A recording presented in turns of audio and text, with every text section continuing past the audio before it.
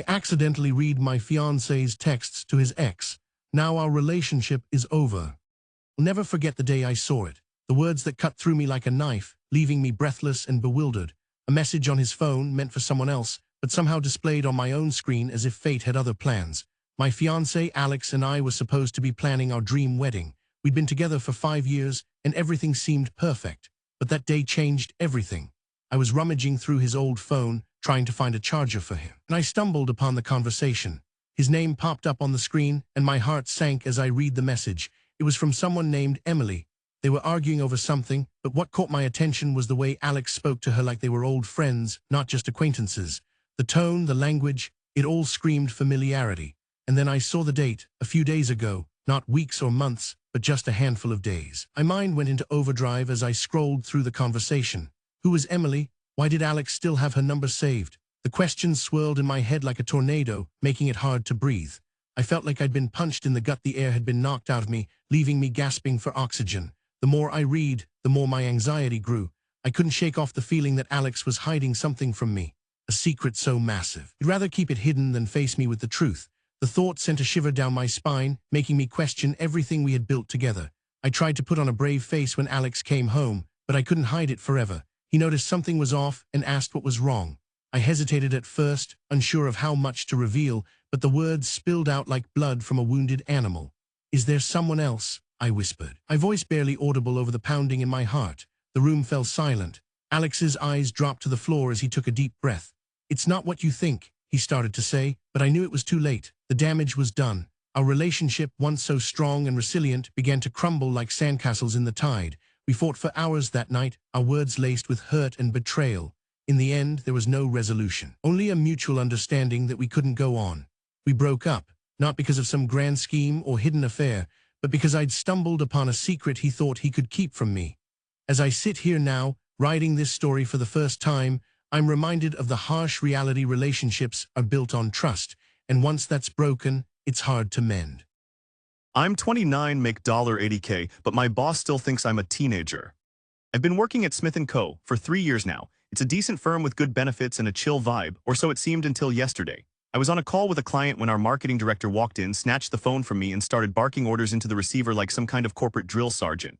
I swear he thinks I'm still in college. My background is actually pretty relevant to this job. I graduated with honors in business and have an MBA from a top-tier school. I've been crushing it here, consistently meeting my numbers, taking on extra projects, and even helping train new employees. But somehow my boss has managed to overlook all that and reduce me to junior intern status. It started a few months ago when we had a major client pitch. I was tasked with leading the presentation, but our director decided to swoop in at the last minute and steal the show. He took credit for my ideas, botched some of his lines, and generally made a mess of it. The client still ended up signing on, but I could tell they were underwhelmed. This morning was the final straw. Our boss called me into his office looking all smug and self-satisfied and told me that he needed to reassign some tasks because I was overextending myself. Are you kidding me? I'm barely doing enough around here. It took everything in me not to throw the conference call off the windowsill when our director started yapping into the phone again. I felt my heart racing, palms sweating. It was like I'd been punched in the gut. All those years of hard work, all that education. For this, to be talked down to and treated like a child, the rest of the day was a blur. I spent most of it trying to get my cool back while simultaneously brainstorming ways to get out of here ASAP. As I'm writing this, I can feel the anger rising up again. But you know what? Screw it. It's time for me to stand up for myself and make some changes. The thought crossed my mind that maybe it's not just about me being underappreciated, maybe there's a deeper problem with how our company treats its employees. Maybe it's time I started speaking out, sharing my story, and seeing if others feel the same way. The letters that destroyed my life. I'll never forget the feeling of dread that crept up my spine as I opened the mailbox on a typical Tuesday morning. The usual bills, catalogs, and junk mail were all there, but one envelope caught my attention. It was plain white with no return address, just my name scribbled in black ink. Emily Wilson. I knew it wasn't from anyone I'd sent money to or donated to, so who could be sending me these mysterious letters? It started 6 months ago. At first, I thought it was some kind of prank. The letters were always brief, just a few sentences that seemed innocuous enough. They mentioned nothing specific about my life, but somehow they made me feel like someone had been watching me. As the months went by, the letters kept coming, each one arriving around the same time every month. It got to the point where I dread checking the mailbox. My friends and family thought it was ridiculous that I was getting so worked up over these letters. They told me to just ignore them or report them to the authorities as harassment. But something about the way they were written, with an eerie familiarity, made me feel like whoever was sending them knew more about me than they should. The words on those pages seemed like a cruel taunt, reminding me of my own dark past and making me wonder if someone from that time had resurfaced. The letters started to get more aggressive. They'd mentioned something I'd mentioned in passing at work or with friends, and it would send shivers down my spine. The sender knew how to push my buttons, and soon, every conversation felt like an interrogation. I became withdrawn, isolating myself from everyone except for my cat, Luna. One letter changed everything. It was a single sentence on plain paper. "I know what you did that summer." That summer was the one where my world fell apart, a tragedy that had left me with PTSD and survivor's guilt. The words haunted me, made me question whether someone from back then had somehow discovered my true story. That night, I couldn't sleep, consumed by paranoia and self-doubt. Who could be writing these letters? How did they know about my past? Was it a twisted friend or an enemy from the past seeking revenge? I finally gathered the courage to report the letters to the police. They told me it was likely just some bored individual trying to freak out their target, but for me, the damage was done. The anonymous letters had become a symbol of my own vulnerability and the fear that lurked in every corner of my life. As I write this, I'm not sure if I'll ever find peace again or who's behind those letters. All I know is that they've left an indelible mark on me, and I'm still trying to pick up the pieces. My best friend's worst enemy. I just found out that my best friend's husband is having an affair with her. We've been friends since college, and I've known her husband for years too. They're one of those couples who seem perfect, beautiful kids, great jobs, always on vacation somewhere exotic. But what you don't see behind closed doors. At least, not until last night when she finally broke down and told me. It all started about a year ago when her husband's business took off. It was working crazy hours, and I'd often pick up the kids from school or help with dinner. She seemed fine at first, just stressed out like any normal person would be. But over time, I noticed she was getting more and more withdrawn. We'd go out for drinks, and she'd sit there quietly nursing her glass, not saying much about what was bothering her. Last week, we were out with some mutual friends, and one of them mentioned seeing him flirt with a woman at a party. At first, my friend just brushed it off, but I could see the wheels turning in her head. And then yesterday, she came to me in tears, telling me that he's been having an affair with someone from his office.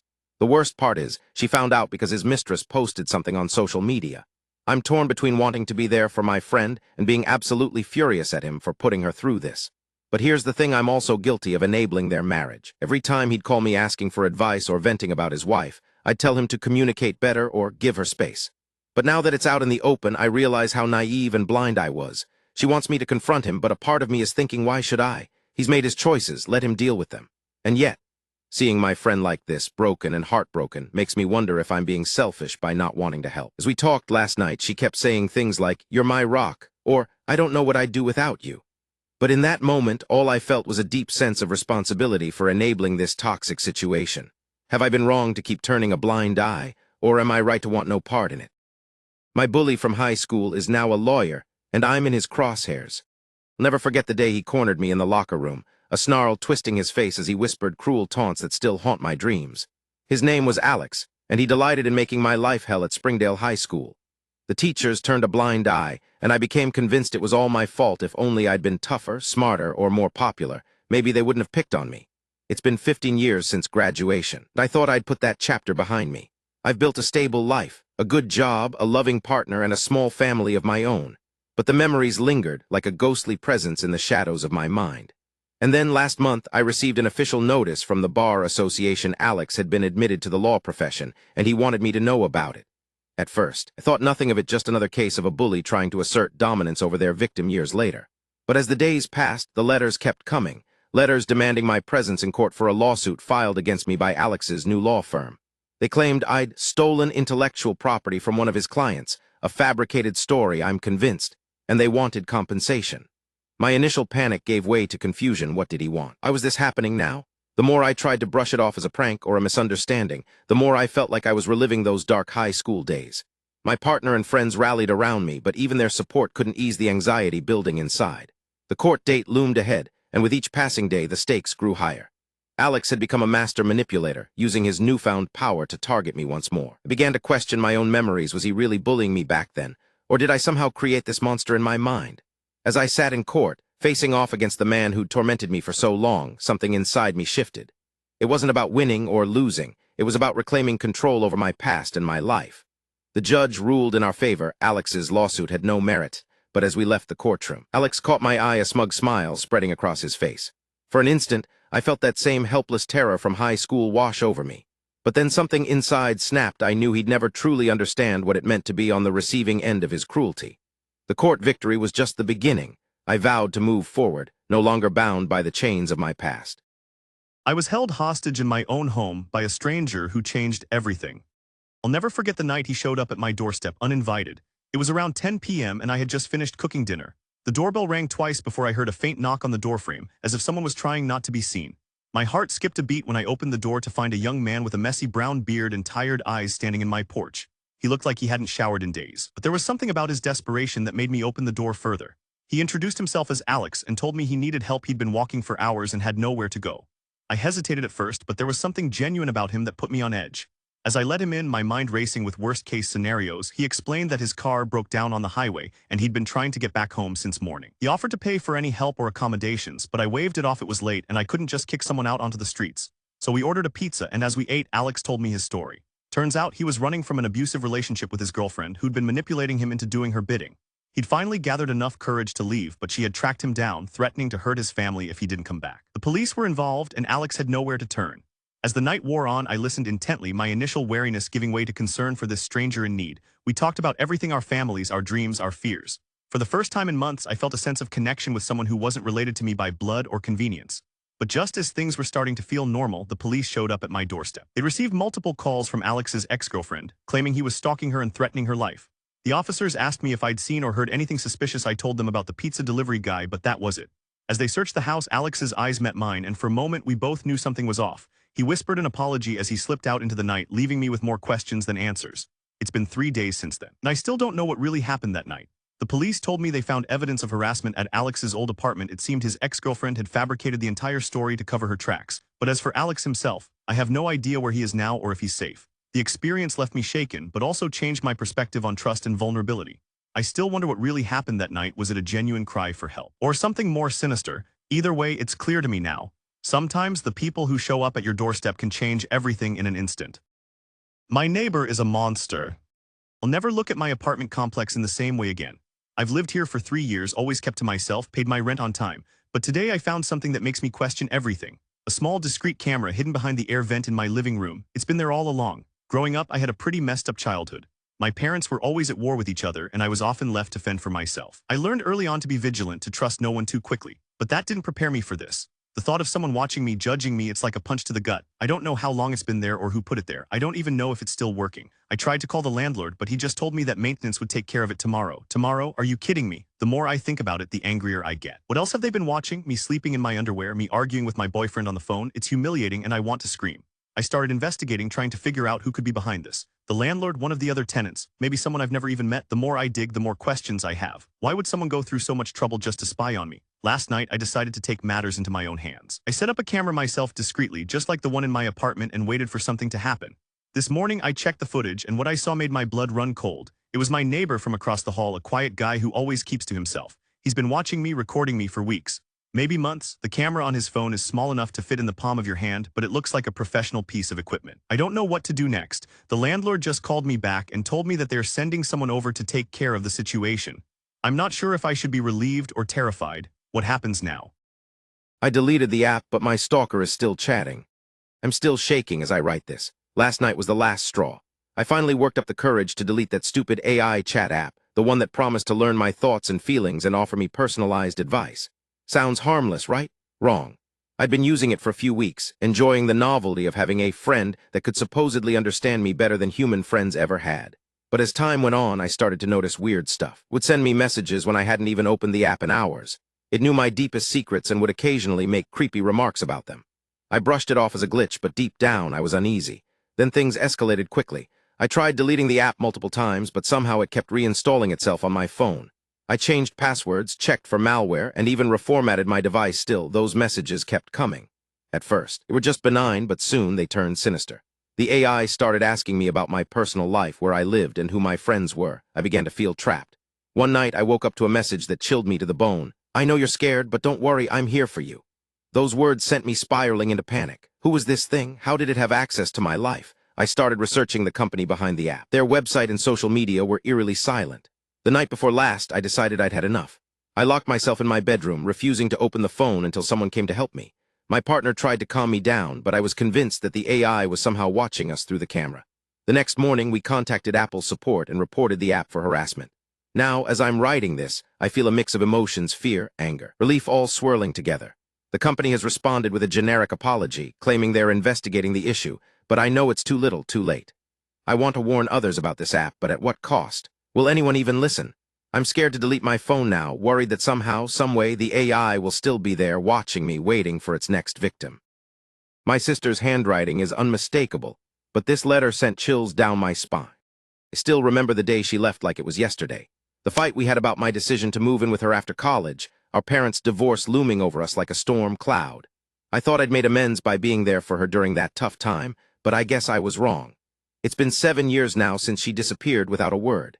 7 long years of wondering what happened to her, if she was okay, if she even wanted to be found. Our family had all but given up hope, and I'd convinced myself that maybe it was better this way, no messy reunion, no complicated explanations. But deep down, the pain still lingered. Then yesterday evening, as I was sorting through some old bills, I saw it, a letter addressed to me in my sister's handwriting. My heart skipped a beat as I stared at those familiar loops and curls on the envelope. Who else could have written this? Was she alive? Contents of the letter were cryptic, just a few sentences hinting that our family's problems weren't over yet, and that I should be careful around certain people. It sounded like her usual dramatic flair, but something about it felt off. The language was almost guarded. I couldn't sleep last night thinking about who might have written this or what they wanted from me. Was someone messing with us, playing some kind of twisted prank? Or did my sister really send it herself? And if so, why now after all these years? As I stood outside our old house this morning, staring at the letter in my hand like a lifeline to a part of myself I thought I'd lost forever, I felt a mix of emotions, fear, confusion, but also hope. Maybe she's okay, maybe she wants to come home. But as I turned around and saw the detective from our local precinct walking towards me with an air of quiet concern, my heart sank once again. "We've received reports of someone matching your sister's description," he said gently, his eyes softening in understanding. My world came crashing down not because she was dead, but because she'd been living nearby all along, hiding from us. The words that followed were like a punch to the gut. She's been under witness protection for years, her husband involved with some shady characters they'd testified against. The letter, a desperate plea for help, and a warning about their past coming back to haunt them. Lost everything in one night. I woke up to the sound of my front door creaking open. At first I thought it was just the wind, but then I heard footsteps coming from downstairs. My heart started racing as I realized someone was breaking into my house. We've been friends since college, and Rachel has always been like a sister to me. We shared everything, our hopes, dreams, fears, and secrets. But that night I discovered she'd been lying to me for years, manipulating me into covering up her own mistakes and taking the fall for her actions. The police found evidence of a gas leak in our apartment complex, and Rachel had been quietly collecting insurance checks while pretending to be concerned about our safety. I felt like I was living a nightmare. How could someone I trusted so much betray me like this? We'd always been there for each other through thick and thin. But it turned out that Rachel's financial problems were more dire than I could have imagined. She'd been embezzling money from our friend's joint business venture to pay off her own debts. The news came crashing down on me like a tsunami wave. All the memories of our laughter-filled nights, our silly inside jokes, and our late-night talks about life's big questions, everything felt tainted now. I couldn't help but wonder if any of it was real or just an elaborate ruse to cover her tracks. As I sat there in stunned silence, watching my supposed best friend, frantically try to destroy evidence, I felt like I'd been punched in the gut. My entire world had crumbled around me in a single night. Our friendship was over, and our apartment complex was now a toxic wasteland. Rachel eventually fled, leaving behind only her insurance checks as a reminder of what she'd done. The police took statements from us both, but I knew they wouldn't be able to get anything substantial out of Rachel, at least not without pushing the matter further. As for me, I'm left to pick up the pieces and wonder if trust can ever truly be rebuilt. I don't know how I'll face our friends or even myself after this betrayal. But what hurts most is knowing that all along, I'd been living in a bubble of denial, too blind to see what was happening right under my nose.